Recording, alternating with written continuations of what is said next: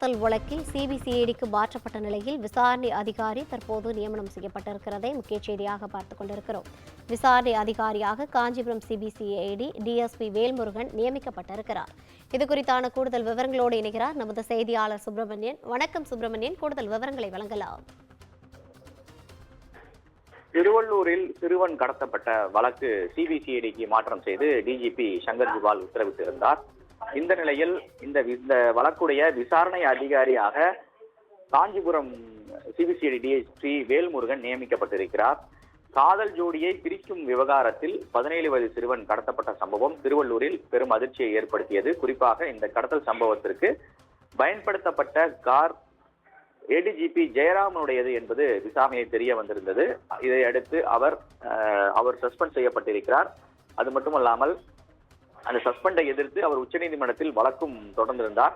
உச்சநீதிமன்றம் தான் இந்த வழக்கை சிபிசிஐடிக்கு மாற்ற உத்தரவிட்டது. அதன் அடிப்படையில் இந்த வழக்கு சிபிசிஐடிக்கு மாற்றப்பட்டிருக்கிறது.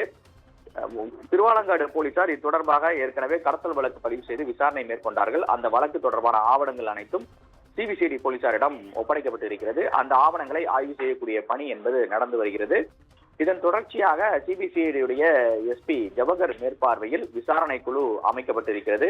சிபிசிஐடி ஐஜி அதற்கான உத்தரவை பிறப்பித்திருக்கிறார். விசாரணை அதிகாரியாக காஞ்சிபுரம் சிபிசிஐடி டிஎஸ்பி வேல்முருகன் நியமிக்கப்பட்டிருக்கிறார். அதே போல அந்த குழுவில் திருவள்ளூர் மாவட்ட சிபிசிஐடி காவல் ஆய்வாளர் தனலட்சுமி மற்றும் தனிப்படை போலீசார் இடம்பெற்றிருக்கிறார்கள்.